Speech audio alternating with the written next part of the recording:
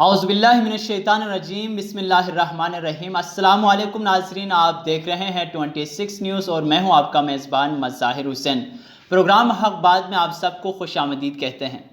ہم صلیبوں پہ چڑھے، زندہ گڑے، آگے بڑھے، رسم جو ہم سے چلی باعث تقلید بنی، شب کے صفاق خداؤں کو خبر ہو کہ نہ ہو، جو کرن قتل ہوئی شعلہ شمشیر بنی۔ آج کے اس خصوصی پروگرام میں ہم بات کرتے ہیں گلگت بلتستان کے موجودہ صورتحال کے اوپر۔ اس وقت گلگت بلتستان کی فضا غمگین ہے، وہ اس وجہ سے کہ گزشتہ 10 سے زائد عرصے سے جاری سفاکیت کو ایک بار پھر دہرائی گئی ہے، اور شاہراہ قراقرم کے اوپر مسافر بس جو کہ گلگت سے راولپنڈی آ رہی تھی اس کو نشانہ بنایا گیا ہے، جس کے نتیجے میں 2 فوجی جوان سمیت 9 افراد شہید ہو گئے ہیں اور 26 افراد زخمی ہیں۔ اس کے بعد گلگت بلتستان بر کی جو فضا ہے وہ غمگین ہے، اور اس وقت ہر جگہ اس کے اوپر بات ہو رہی ہے، چونکہ یہ جو سلسلہ ہے یہ ابھی کا نہیں ہے، یہ گزشتہ 10 سال سے زیادہ عرصہ گزر چکا ہے کہ شاہراہ قراقرم جو ہے وہ موت کا کنواں بن چکا ہے۔ کبھی یہاں پر حادثات سے اموات ہوتی ہیں تو کبھی یہاں پر دہشت گردی کی وجہ سے کئی بے گناہ افراد کو موت کی گھاٹ اتار دیا جاتا ہے۔ اس کے اوپر آج ہم بات کریں گے کہ یہ واقعات جو تسلسل سے 10 سال سے زیادہ عرصہ ہو گیا جاری ہے وہ کیوں تھمنے کا نام ہی نہیں لے رہی، اور کہاں لا انفارمنٹس جو اتھارٹیز ہے ان کا کیا کام ہے، وہ کیا کر رہے ہیں، ان کی کارکردگی پر یہ بہت بڑا سوالیہ نشان ہے کہ ایک ایسا علاقہ جو کہ اسٹریٹجیکلی بہت امپورٹنٹ کا حامل ہے اور اس کی بہت بڑی اہمیت ہے، اس کو تحفظ دینے کے حوالے سے، اس کے جو شہری ہیں ان کو تحفظ دینے کے حوالے سے آپ کی کیا کارکردگی ہے، آپ کہاں کھڑے ہیں، اس کے اوپر آج ہم بات کریں گے۔ سب سے پہلے ہم بات کرتے ہیں کہ کیوں گلگت بلتستان کو نشانہ بنایا گیا، کیوں گلگت بلتستان کے اندر دہشت گردی کو لانے کی کوشش کی جا رہی ہے۔ اس کی چند بنیادی باتیں اس کے اوپر ہم بات کریں گے۔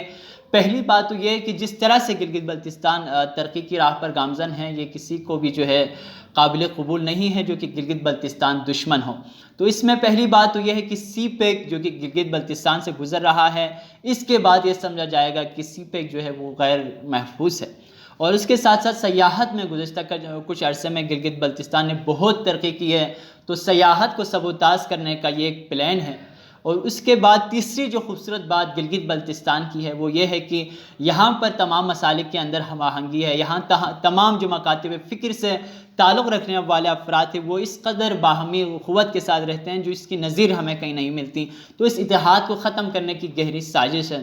تو اب محرکات کے اوپر بات کرتے ہیں، کیوں تسلسل کے ساتھ یہ واقعات ہو رہے ہیں، اور اس وقت تک اگر ہم بات کریں اسٹیٹس کی تو 130 سے زائد لوگ جو ہیں شہید ہو چکے ہیں ان واقعات کی وجہ سے، چاہے وہ سانحہ کوہستان ہو، سانحہ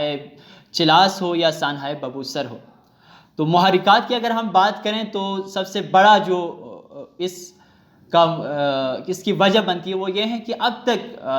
2012 میں جو واقعات ہوئے تھے اس کے بعد باقاعدہ لوگوں کی تصاویر اور ویڈیوز جو ہے وہ وائرل ہو چکی تھی، تو کوئی اب تک پیش رفت نہیں ہے اور کوئی بھی کارروائی نہیں ہوئی ہے، اور اب تک کوئی ایک شخص بھی جو ہے ان معاملات کے اوپر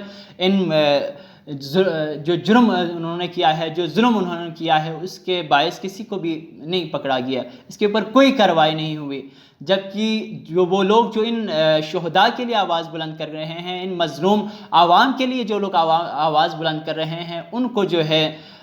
پکڑا جا رہا ہے، ان کو شیڈول 4 میں ڈالا جا رہا ہے، ان کے خلاف کارروائی کی جا رہی ہے۔ یہ افسوسناک واقعہ ہے جو کہ گلگت بلتستان کے اندر اس وقت جاری ہے۔ اور دوسرا بڑا المیہ وہاں پر یہ ہے کہ اس پورے روٹ کے اوپر جو سیکیورٹی ہے وہ کہاں ہے۔ اگر واقعات 10 سال سے جاری ہیں تو سیکیورٹی جو ہے وہ بہت بڑا ریزن ہے کہ اگر آپ سیکیورٹی لا انفورسمنٹ اتھارٹیز جو ہے ان کی کیا وہاں پر کارکردگی ہے، یہ بہت بڑا سوالیہ نشان ہے۔ اور اس وقت عوام جو ہے وہ بہت زیادہ اس کے اوپر اپنی دلچسپی کا اظہار کر رہے ہیں، غم کا اظہار کر رہے ہیں اور مطالبہ کر رہے ہیں کہ جو بھی ان واقعات کے پس پردہ ہیں ان کو سامنے لایا جائے اور کیفر کردار تک پہنچایا جائے۔ آخر میں ہم اس کے مطالبات کی بات کرتے ہیں کہ عوام کیا کیا مطالبات کر رہی ہیں، اور وہاں کے جو ایکٹیوسٹ ہیں اور جو علاقے کے درد رکھنے والے افراد ہیں وہ کیا مطالبات کر رہے ہیں۔ مطالبات کی بات کریں تو سب سے پہلے جو مطالبہ سامنے آ رہا ہے عوام کی طرف سے وہ یہ ہے کہ تحقیقات، صاف و شفاف تحقیقات کرائی جائیں، اور اس کے اوپر جو ہے اقوام متحدہ کی زیر نگرانی تحقیقات کی جائے تاکہ ملزمان کو جلد از جلد جو ہے کیفر کردار تک پہنچایا جا سکیں۔ اور اس کے بعد چونکہ موجودہ کشیدگی کے بعد بھی لوگوں نے سوشل میڈیا کے اوپر اشتعال انگیزی پیدا کی، براہ راست دھمکیاں دی، اور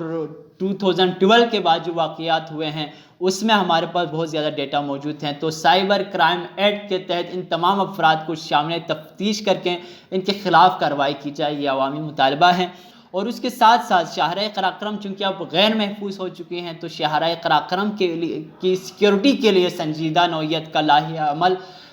عمل جو ہے وہ وفاقی اور صوبائی حکومت اپنائیں اور اس کو امپلیمنٹ کرنے کے لیے اپنا کردار ادا کریں۔ اور جو آخری مطالبہ ہے اور جو بہت زور پکڑتا جا رہا ہے وہ یہ ہے کہ اب چونکہ شاہراہ قراقرم، چلاس اور کوہستان کے مقام پر گلگت بلتستان کے عوام کے لیے غیر محفوظ ہو چکا ہے، ہماری جانیں محفوظ نہیں ہیں، ہمارا مال محفوظ نہیں ہے، تو اس لیے متبادل جو راستے ہیں جو گلگت بلتستان کو دیگر شہروں سے ملاتے ہیں، اور استور کا جو راستہ ہے، سکردو سے استور کا راستہ، اور دیگر جو راستے ہیں گلگت بلتستان کو دیگر شہروں سے ملاتے ہیں، ان تمام تر متبادل راستوں کی بحالی پر جلد از جلد کام کیا جائے، ان کو بحال کیا جائے۔ یہ وہ بنیادی مطالبات ہیں جو عوام کر رہے ہیں، اور یہ واقعہ جو ہے یقیناً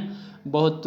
دردناک واقعہ ہے، جس کے بعد گلگت بلتستان کا ہر فرد جو ہے غمگین ہے، اور ہمیں بھی اس کا دکھ ہے۔ ہم تمام لواحقین کے دکھ میں برابر کے شریک ہیں، اور جو شہید ہو چکے ہیں ان کی مغفرت کے لیے دعا گو ہیں، اور جو لوگ زخمی ہیں ان کی جلد صحت یابی کے لیے دعا گو ہیں۔ اور اسی شعر کے ساتھ اس پروگرام کا ہم اختتام کریں گے کہ ہمیں ہی جرأت اظہار کا سلیقہ ہے، صدا کا قحط پڑے گا تو ہم ہی بولیں گے۔ مجھے دیجیے گا اجازت، اگلے پروگرام میں ملاقات ہوگی۔ السلام علیکم ورحمۃ اللہ۔